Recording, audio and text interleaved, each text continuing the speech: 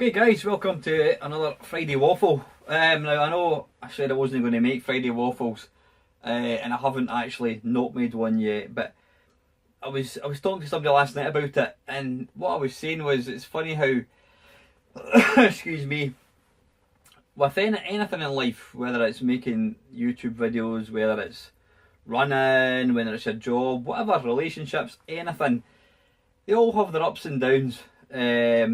Nothing goes smoothly. I mean, that's part of life.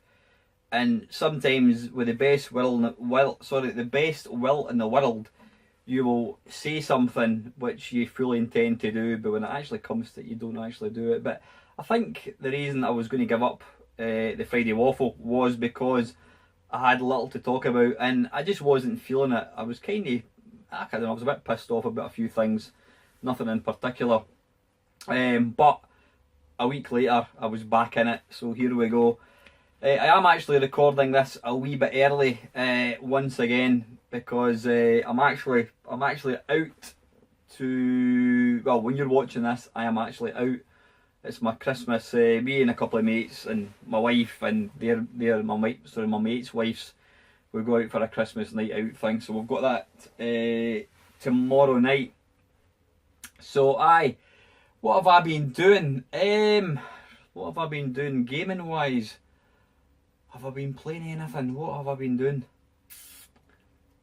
You know what? I don't actually think I have played any video games this week. That's probably a first. No, I haven't. I've really not. I can't honestly say I've switched on any gaming console at all. What have I been doing?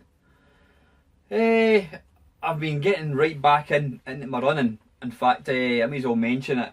I was, as some people that watch the channel know, I do a bit of running, in particular ultra running, and there's a race. It's every June, starts at 1 o'clock on Saturday morning, and it starts in a place called Mulgai in Glasgow, and it finishes in Fort William. It's 95. Some people say 96. I'm going to go for 96. It's 96 miles along the West Highland Way, which is a ancient path. Well, I say path, there's bits that you've got to clamber over boulders, but there's an annual race. I have done it twice before. I did it in 2013, 2014. I managed to complete it. And last year, 2015, I hadn't done the training. You know, I was struggling big time with running. Never done the training, but because I'd paid the money, I'd paid quite a bit of money to do it, I decided to give it a go, and it basically kicked my arse. And was it 27 miles? I got to a place called Riverdale, which is 27 miles, which, you know, I was gutted. You know, 27 miles isn't 96 miles, but, you know, it's still more than a marathon, so I should have been quite happy. But I didn't do it this year. I was in for it, but my running had been crap, so I didn't even attempt to do it. I ended up supporting a friend. But I was in for it this year, or for next year, and it was oversubscribed, and basically there's more people wanting to do it. Yep, I know, there's more people that actually want to run 95 or 96 miles. Because it was oversubscribed, basically they have what's called a ballot. You put your name in a hat, and, you know, if you're lucky enough, you get a place. So I haven't been lucky enough, I was picked. So that's me down for the race next June. So the serious business of training needs to start. I'll get Christmas out the road. I mean, I'm still running just now, obviously, but get Christmas out the road, and then the big miles need to start. You may have noticed I've lost a bit of hair and a bit of facial hair as well. I was down in London last week. That's what I'd done, Chris. I couldn't think what I was doing. I was down in London last week, and my beard was getting a wee bit longer. But the problem with me is, I mean, I've got a decent head of hair, I choose to shave it. The front of my beard is alright, but see the sides underneath there, it is white. It's not grey, it is white, pure white. And my daughter is constantly taking the piss out of me, you know, calling me Santa Claus and whatnot. But we were on, I thought somebody come in the house here, we were on the London Eye thing, which is the big Ferris wheel thing. Well, we're on that, and we got a picture taken, and I posted it on Facebook, and I commented Paul Brown. Now, if you're Scottish, you'll know who the Browns were. They're a fictional Scottish family. I put Paul Brown and family, and there was a few people, as expected, taking the piss with me, which is absolutely fine because I'm the first person to laugh at myself. But you know what? It got me thinking. I was looking at myself, and to make matters worse, I had this cap, like an old man's cap on, so it did make me look a lot older than I am. Or maybe not, I don't know. I'll let you decide that. But I was looking at pictures and I thought, nah, enough's enough. So I've shaved it. My daughter tells me I look better and younger for it, so I maybe just look about 48 instead of 49. So the beard's gone. But yeah, London, had an absolutely fantastic time. We went down on the Friday, got the early train down, and we were there till Monday morning. Had a great time, really good. We did a bit of shopping. I went to the Imperial War Museum, which is, what's the train station? The Elephant and Castle, I think it's called. I went to the Imperial War Museum, and it's a place I think everybody should go to. Children, kids should be made to go to it. And the reason I'm saying that is there's a section called the Holocaust, which, as you know, was the death of something like 5 million Jews and other people. You know, it wasn't just Jewish people. And there's an exhibition all about that. And I've got to say, I was pretty much moved to tears with some of it. It's just, you can't believe that a fellow human being could be so cruel to another human being. Just awful, absolutely awful, the way these people were treated. It wasn't just Jewish people, it was homosexuals, it was social activists, people with low learning disabilities, you know, mentally ill. And these people, they were taken obviously to various death camps, as they were called, Auschwitz being the most famous one. And yeah, you know, basically anybody that could work was spared, but anybody that couldn't work, whether they were disabled, whether you were old, if you were a woman or you were a child or a pregnant woman, you were just killed. So anyway, I'm not going to talk about it anymore, guys, but bloody horrific. And it's like I said, it's something that I think everybody needs to go and look at, because it's a terrible thing that's happened. I know there's lots of things going on right now which are possibly just as bad, but getting back to more cheery matters. So that was the Imperial War Museum. One thing that was that was actually retro gaming related, believe it or not, when I was there, I was wandering about, and there was a chap, one of the assistants, whatever you call them, was you know, the people that work in the place, and as I was walking past, I overheard him talking to one of his co-workers, and he was talking about his house, and he says, yeah, I've got a new suite, blah blah blah, and I've got an arcade cab. And I'm like, oh, arcade cab. So me being me, I'm one of these guys, I don't mind, I'll go up and talk to anybody. I'm not shy that way. I know you probably find it hard to believe. So anyway, I kind of walked past, and then once the other person had buggered off, I went up to the guy and says, hey, excuse me mate, I says, I couldn't help overhearing what you were saying. You mentioned you've got an arcade cab. He went, yeah, I have. And I says, is it an actual proper one? He says, no, it's a homemade one. I says, is it a MAME cab? Yeah, it is. Well, do you know what MAME is? And I says, oh, I know what MAME is. I says, you're talking to the MAME Meister. So I ended up telling him about my YouTube channel, and I think he's now subscribed. Excuse me, if you did and you're watching this, fella, go and just put a wee comment to say that it was yourself I was talking to. But it's mental how you can be somewhere completely, you couldn't get a further removed from video games as being in the Imperial War Museum, and yet we got chatting about video games, and I've hopefully picked up a new subscriber, so that's pretty mental.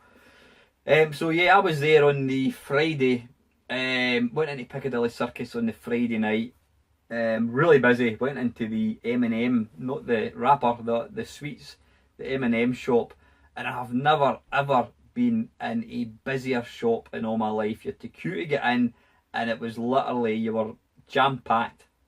And it's just to look at bloody stuff that's got M&M stuff on it, you know, crazy, absolutely mental. But that was a Friday. Saturday, what did we do? we went to the theatre actually, Victoria Apollo I think it's called. We went to see a production called Wicked, which is it's based on the Wizard of Oz before the Wizard of Oz happened. So it's like it started before it. Wicked is the Phantom Menace. So the Wicked is to the Wizard of Oz what the Phantom Menace is to Star Wars, if that makes any sense. It happened before the Wizard of Oz.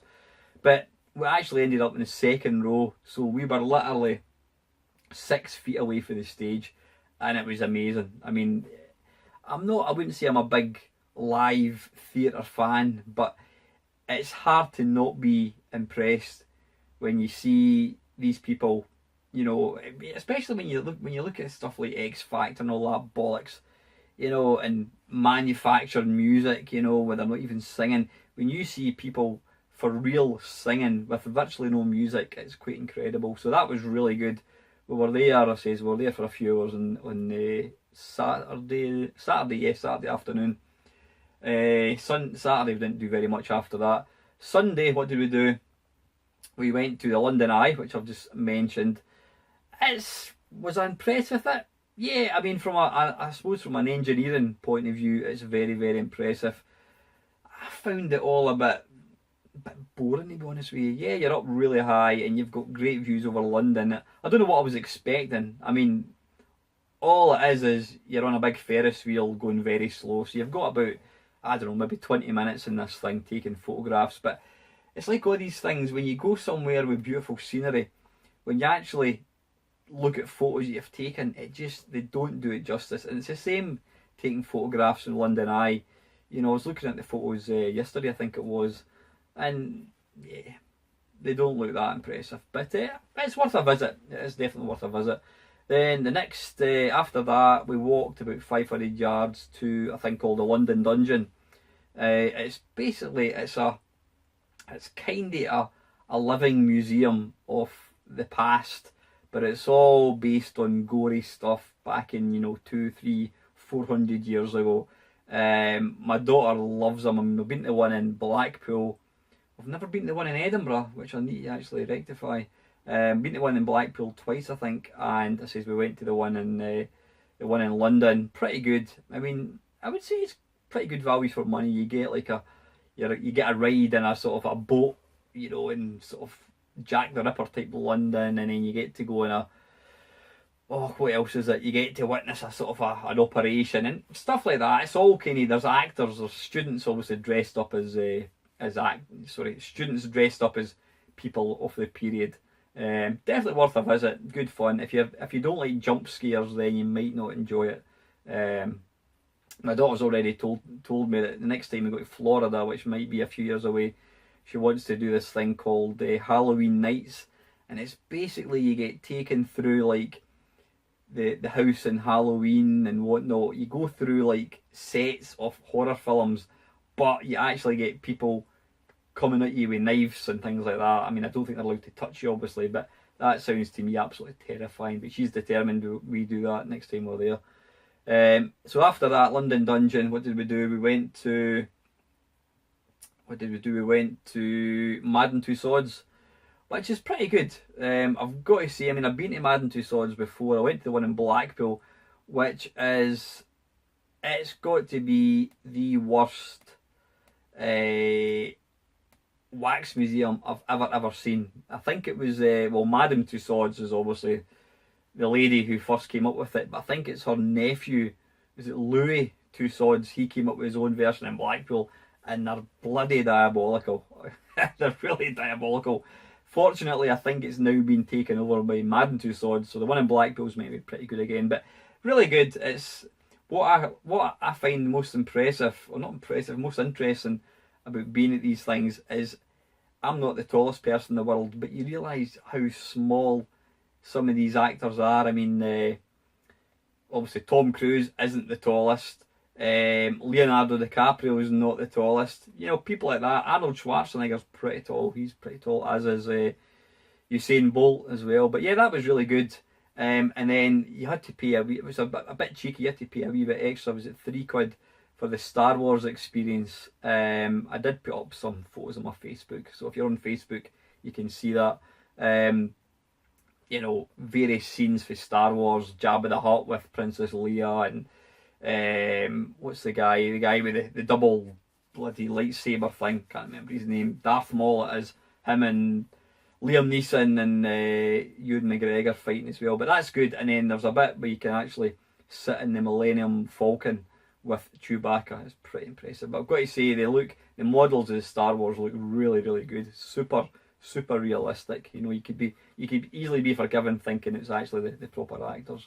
So that was that, but I've got to say I loved London. It's a tiring holiday because you're just on the go the whole time, but that underground station is fantastic. It really is. It's so easy to use, and what you're able to do is you're actually able to use your debit card. If you've got one of these contactless debit cards, you just basically touch your card against the barrier and through you go. And it's kind of like a pay as you go, but it only goes up to a maximum of £6.50 a day. So you can basically use it as much as you want in a day, and it'll only cost £6.50 at the very most. So that is brilliant. But yeah, it was a tiring holiday, but really good. We were there for 3 days, and I says we packed an awful lot in. Came back on the Monday. So yeah. Excuse me, if you ever get a chance to visit London, if you're not from there, I strongly suggest you do. It's a nice city. Now again, if you're a regular to my channel, you'll know that I like my handhelds. I've got quite a big collection. I did actually show them off a couple of weeks ago, I think it was. In fact, it was Tony, Retronic Collector, he was asking me about my handhelds. And I've got bad news actually, and I'm really pretty disappointed with this. My GPD-XD, which is one of these Chinese Android type things, it looks very, very similar to the Game Boy 3DS. I'll call it Game Boy, it's not a Game Boy. Nintendo 3DS. I don't know, when did they drop the Game Boy? Was it after the Game Boy Advance? So you got the Game Boy Micro. Yeah, Game Boy Micro, then the Nintendo DS. So it stopped being called a Game Boy a long time ago. Yeah, what was I talking about? The GPD-XD, it looks identical. It's kind of based on the 3DS, but it's an Android. It's got an Android operating system. It's got twin sticks, really nice and rubbery, really good grip, and it's an absolutely fantastic machine for running all kinds of systems, including the Dreamcast, PlayStation, Commodore Amiga, all the usual culprits, their Mega Drives, Spectrum, Commodore 64, all these work really well. But before I went to London on the Thursday night, I thought I'll take that down so I can get my kind of gaming fix when I'm down in London. And there's a thing about, apparently you need to make sure it's switched on. It's a bit like chicken and egg, you've got to have it switched on before you charge it. Apparently there's an issue if you try and charge it when it's switched off. Why, I have no idea. Anyway, I turned the thing on and it came on, plugged it in, left it overnight. Friday morning, when I was going to put it into my suitcase, I noticed it had gone off. I thought, that's very strange, but I noticed it was really, really warm. So tried to switch it on, nothing. Tried a charger, nothing. Tried various chargers, nothing. I took it with me to London, left it basically for a full day, tried to switch it on, nothing. Just getting absolutely nowhere with it at all. So I gave it to one of my mates, Neil. Neil's a bit of a techie. He's really, really good when it comes to sort of technologies. He repairs things. He kind of makes things in his spare time, you know, electronics and that kind of stuff. So I gave it to Neil, and he opened it up, and it looks like what he seems to think is there's a component which basically shuts off the power when it's charging. When it gets fully charged, it should shut it off. He seems to think there's some kind of short circuit in that chip or whatever it is, a component, and because that didn't work, he thinks the CPU could have blown up. He's not 100% sure, but he's not able to really test it. So it's now a brick. I mean, it cost me about 160 quid, I think it was. Now it is over a year old now. Excuse me, I did buy it. I did get it cheaper. I mean, it cost me 160. If you buy it from an online player, I can't remember the name of them, Funstock, which is a British company, you can buy it from Funstock for 180, but I got it 30 quid cheaper on this Japanese or Chinese eBay thing. But as it turns out, it's over a year old, so even if I'd bought it in Argos, supposing they sold it, it's out with the warranty, so I'm screwed. But it's a bit annoying that something can fail so badly. I mean, it is literally, it is a doorstop. Now, rightly or wrongly, I have advertised it on eBay. I've literally just put it on eBay. I put it on today, actually. And I've got it, parts not working. I says, look, it's not working. I explained what happened.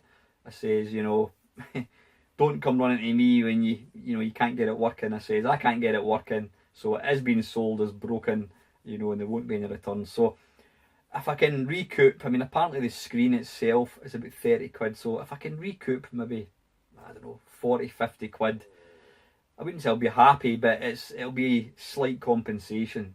The thing is, I'm kind of reluctant to go and buy another one because I'm thinking, well, what would happen if the same thing happens again? But you know what, it's like anything, any electronic gadgets, they've all got a finite lifespan. You've got to understand that, and it's part and parcel of owning tech that it will from time to time fail. And when it does, it's a bit of a kicker, but you know what, shit happens, nothing I can do about it.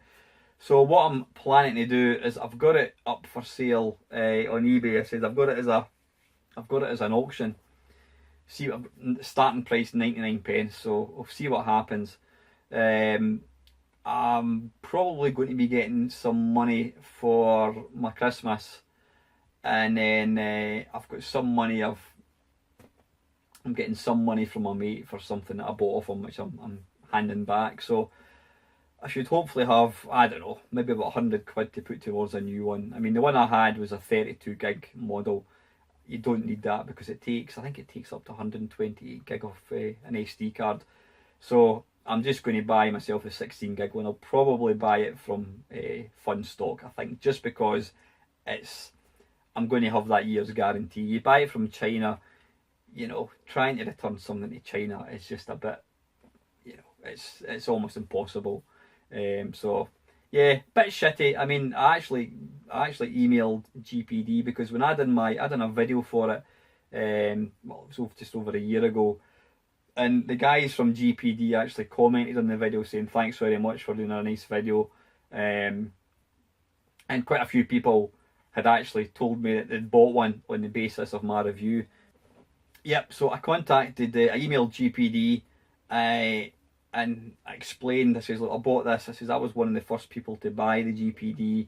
I says, I did do a review of it on my channel. I says, quite a few people bought it based on my review, and I'm disappointed to notice that it's now completely dead. Could you advise, is there any way, you know, I can get this repaired?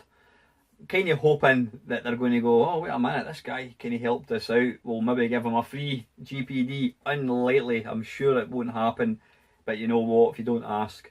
I sent the email away about 3 days ago. I've not had any reply. I honestly don't expect I'll hear back. But it is a wee bit annoying. I mean, I've done a bit of Googling and I can't see anyone else with the same problem. Some people can't get it switched on, but they've got power going to it, or you know, whatever. But I just simply can't get this thing switched on. So, like I said, I thought if you don't ask, you don't get.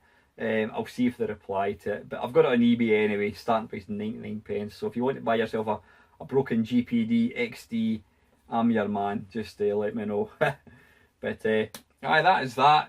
Anything else gaming wise? Not really. Like I said, I've not played any video games at all. I've really not. Just with London, and I noticed I was in an arcade in, what one is it? Okay, it was just along from is it the Namco Centre or something, and they just had, what did they have? They had Outrun, the big you know, Outrun 2 I think it is. They had a motorbike racing game with 4 or 5 kind of things all stuck together. There's a skiing one. I think that was it. That was the most retro they had. There was certainly no Donkey Kong or Pac-Man, unfortunately. The sad thing is, back in the 80s, that place would have been an absolute hive of activity. It would have been buzzing with stuff.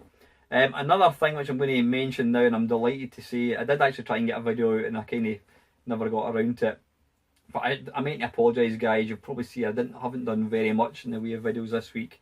I did pre-record quite a few videos before I went to London, hence the reason when I was in London I was still able to put videos out. But this week I've just had that much on, different bits and pieces, and I've not had a chance to make any videos. I did start recording a video, was it 2 days ago I think it was, to show off that Amiga Raspberry Pi thing that I was going to show you.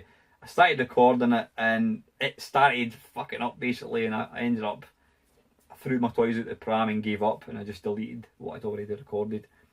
Yeah, what was I doing? I was talking, I saw a comment, Football Manager. If you're an 8-bit owner, you probably knew what Football Manager was. It was released by a company called Addictive Games, and a guy called Kevin Toms was the programmer. Now, Kevin was the face of Addictive Games. It was quite unusual because he used to have, it was his head cut out with a big bushy beard, and he always had his face on the games. And anyway, I've got that. He released it for Android, so I've been playing that a wee bit, and I saw something came up on Facebook talking about the game, and I commented on it. I said, I'm disappointed there's no graphics in the Android version. And Kevin Toms himself replied saying, I will be putting graphics in on an update. So I thought, oh bloody hell. So I sent him a message and explained who I was. I said, I've got this little YouTube channel. I says, would you fancy doing an interview for it, one of my blind mates only. So a couple of days went by, I hadn't heard back. I thought, fair enough, because that's what happens. Some people, guys like him, probably get asked all the time. But then a couple of days later, he gets back to me and says, yep, that would be absolutely perfect. So I'm going to be getting in touch with him probably tomorrow or certainly over the weekend to arrange to speak to him. I will be putting out a video, I'll try and get it done maybe on Sunday, asking for questions. If you've got any questions you want me to put to Kevin, I'll be making a wee separate video for that, just so I can see if there's any comments and I can pick up on these. So yeah, I'm quite excited about that. The Blind Mates Only has kind of been quiet for quite a while, and it's not been through a lack of trying on my part. So yeah, looking forward to that. Now I've only got the one question. Yep, come on guys, it's been very, very, very quiet on the question front. The regulars down the rabbit hole, nothing at all. Mr. Batman, nothing. Paddy, nothing. Come on guys, I need your questions or else the waffle will fall on its arse. I'll say that I've managed to talk pish for about half an hour without any questions, but please do keep the questions coming guys. But the one I do have is ever reliable Mr. Retrohawk Scott. Thank you, Scott. Hi Alan, a couple of questions for this week's show. That always kills me, the show. What's your holy grail item in your collection? Oh, now. What is my holy grail in your collection? That's... You know what? There's probably 3 things that I own. And it's not necessarily my favourite, but just what you say, the holy grail. The 3 things that I've got, which I'm like, they're hard to get a hold of, and they're probably the most expensive things that I've actually owned in my collection. The first one is the Virtual Boy, the Nintendo Virtual Boy. It was a massive flop because it induced bad headaches and that kind of stuff in people, so it was a massive flop. However, the actual unit itself is really good, as long as you don't use it for any more than about 2 minutes in any one time. So the Virtual Boy, I've got that, which is sitting up there. Second thing, which is probably my favourite console, and I say this repeatedly, and it's my Vectrex. I've actually got 2 Vectrexes. I've got one in the loft as a spare, because the Vectrex, obviously having its own built-in screen, it can be terribly pardon me, it can be very, very temperamental. So that's why when I had the chance to get a second one for quite a good price, I picked it up. Love the Vectrex to bits. It's such a unique system with its vector graphics, built-in display, brilliant. But that's not going to be my holy grail. The holy grail has definitely got to be, and I'm not even going to try and pick it up, is my Atari 800. In fact, wait a wee minute, I'll get it. Let's have a wee look at it. It's not plugged in as such. come out. It ain't plugged in, and it's probably more hassle than it's worth to plug the thing in, but anyway, here we go. This is the bad boy. This is an Atari 800. This weighs a ton. It weighs an absolute ton. Manufactured by Atari, Sunningville, California. Fantastic. Yep. This thing here, I mean, I got this for a really good price. It was a guy, his father had passed away and he was selling it for pretty cheap. This thing here, it weighs a ton. Great keyboard. It's a really good computer. The reason I like it so much isn't because, well, I mean, it is a good computer. It's more to do with the fact that that was the very, very, very, very first computer that I ever got to see. I used to go into the computer shop in Livingston, and there was about, I don't know, 4 or 5 of these machines all up and running Bruce Lee, Summer Games, all the classics, and that was my first that was my very, very first taste of a computer. I couldn't afford one back then, but it was years later. I mean, I'm talking about, well, I only got that, what, 2 years ago. I thought, I'm going to see if I can pick up an Atari 800, because that was the holy grail for me. And they're like hen's teeth. They're so hard to come by, because Atari, it came out the late 70s, and it pretty much, that machine there in particular had pretty much disappeared by probably 1980. So there's not many of these kicking about, and they do go for kind of daft money. But I saw that one in Gumtree, and I made the guy an offer, and I got it for a really good price. So that is my holy grail. Although I don't really use it as such, it's just a machine that I love to have. I love the fact that I can pick it up, I can look at it, I can use it if I want. So yeah, that's my holy grail. Now Scott has got a second part. Have you ever played a game that's made you angry? Made you angry? You know what, there are. I'm just trying to think. Some of these, you know what, I mean, there's been a lot of games that make you... There's games that I think you've got to try and think about this. There's games have to be challenging, because games that are too easy are pointless. You know, it's all about the challenge. But a game's got to be fair.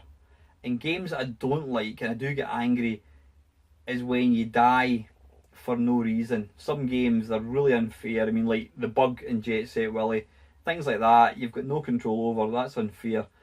But I think the one game that sticks in my mind, and it's quite a recent game, it is BioShock Infinity on the Xbox 360.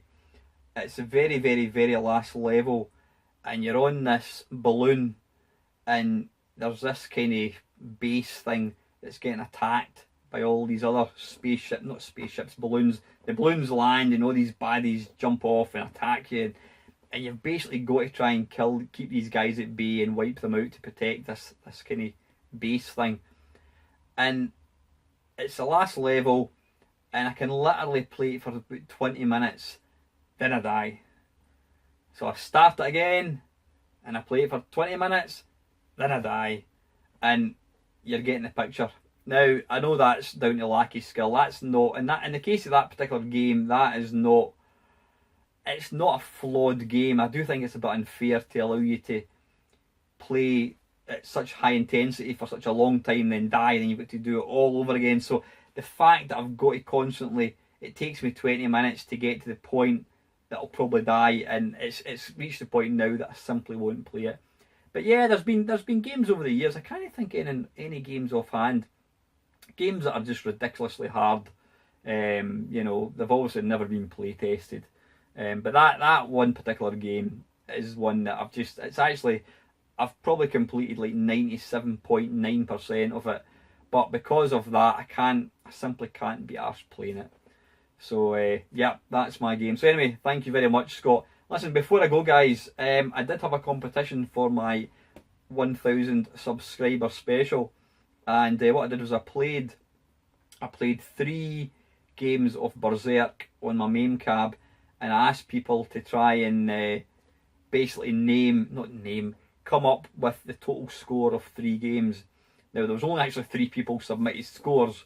There was a guy called Brian C. Brian's one of my, he was probably my second subscriber, I think. His girlfriend Karen, she submitted the score. Now, Karen actually won it. She got within 300 points. And then the third person was the Shadow's Nose. Now, they 3 guys all won prizes. I've actually posted, yesterday I posted a box to the Shadow's Nose, so hopefully he'll get that before Christmas. I'd love to see him get that. So I sent him some goodies. And last night I actually met Brian C and his girlfriend Karen. I met them in person. Now, I come from a place called Livingston, which is about 15 miles outside Edinburgh. Brian and Karen both live in Edinburgh. So I thought, rather than post, Karen won the Game Boy Advance SP and Brian won, I gave him a couple of games. Brian won that. So rather than post them, I thought, why don't I meet them and present it in person? So I did just that. I jumped in the train last night, or the night before, went through to see Brian and Karen. We met them in a pub in the Waverley station, had a couple of drinks, and then I came back home. But you know what, there's been a lot of talk about, you know, I did a video about positives and negatives about YouTube, and you know, meeting Brian and Karen was definitely a positive. It just shows you that you can have something as unpersonal as YouTube, somebody on the internet talking. Here it was, this was a real life meeting 2 decent people, you know, who quite enjoy my channel. So it was excellent. So it just goes to prove that, you know, the internet isn't all bad. There is a lot of nice things as well. So anyway, listen, this was, just before I go, I'll let you see, this was when I met Karen and Brian last night, or the night before, and I presented them with their prizes. Okay guys, this is your prize. In first place, Karen gets a lovely... You've got to look surprised. This is actually the second take of this video, so you've already opened it. Ta-da! Oh, look at that! Right, you got your cartridge, Brian. We can test it. What have I done with it? I lost it already. Proof's in the pudding. I've actually only charged that. Well, I've charged it twice. I charged it before it came out. You got one of these now? No.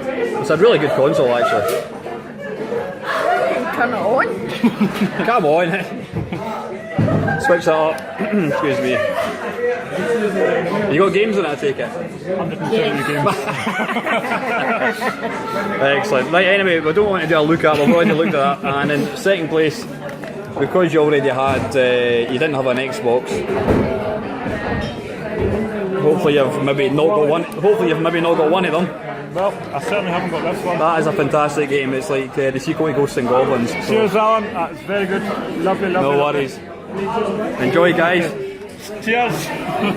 Yeah, great fun. Really, really good meeting these guys. So, and listen, guys, that is it. Thank you, as usual, to my continual support, or your continual support, I should say. The sub numbers is rising. I'm up to 1,030. Which is just excellent. Let's see if we can get to 2,000 by next year, maybe. Who knows? It's definitely possible. Thanks to all your support, all your comments. Really appreciate that. Please do try and get more questions for next week's waffle. Like I says, I only had the one from Scott this week, so please put it doesn't have to be a question. It can be just a topic. If you want to know my thoughts on Atari or anything at all, stick it down below, guys. But as usual, listen, I hope you have a good weekend. When you're watching this, I should hopefully be getting drunk and eating way too much Christmas pudding. But as usual, guys, thank you very much, and thanks for watching.